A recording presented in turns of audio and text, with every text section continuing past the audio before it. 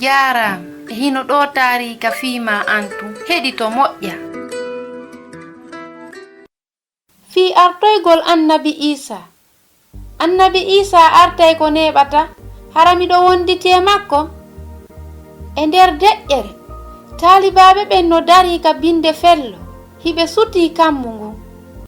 Neɓali joni hari annabi Isa no yewtudude maɓɓe. Tunde wotere o ƴentinaka kammu e nder duulere o wirni e gite maɓɓe. Yimɓe ɗiɗo ɓorniɓe coñci daneji dari takko maɓɓe.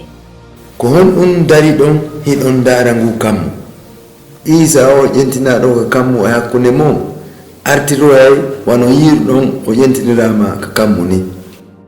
Annabi Isa artoyay hara ɗum hina fodari mawdi non ndi o waɗi ado yiltitade. Hara ko gonga wonde annabi Isa artay.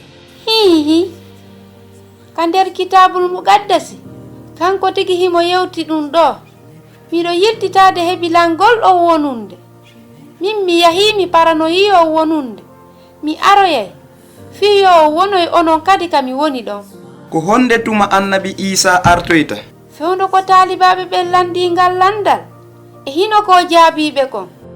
Hittana on andugol saayi on no ɓuri e hittude ka anditen ɗum. Gomɗinelan habbo ɗommi ko Allah babajo on tun andi saayi nde mi artoyta kadi. Annabi Isa yewti en kono non e wawata andude saayi nde o artata. O wi wonde ado artugol makko hareji e dimbangol leydi waɗoyay. Nde ɗum waɗi o haray artugol makko ngol ɓattike. E ko honno artiroyta? Ka nder duule hina non? A heɗike fota o artoyay ko neɓata. Journal wo e SMS wo feññinanoy tefi ɗum. Kono yimɓe ɓen fof yiyoyaymo. Ɓe yejjutuɓe mo sali wurudugolle makko wonuɓe wiide wonde annabi Isa ala. Ɓe diwnoyay ko hulɓini. Ɓe yiɗuɓe mo e ɓen habbiɓe mo e wonoyay malaɓe. Ɓe yahoyay ka kammu. Hara miɗo wondi e makko nokku ngotum. E hara ko sengo honto an wontirɗa. Ko ngal Lanndal woni ɓurgal e hittude e ko heɗotoɗa kon.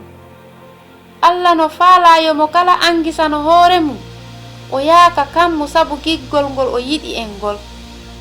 Gonɗine e inde Isa joomi on ko ɗum woni hoolare fii ko wonɗen kon takko makko. Annabi Isa artoyay ko neeɓa.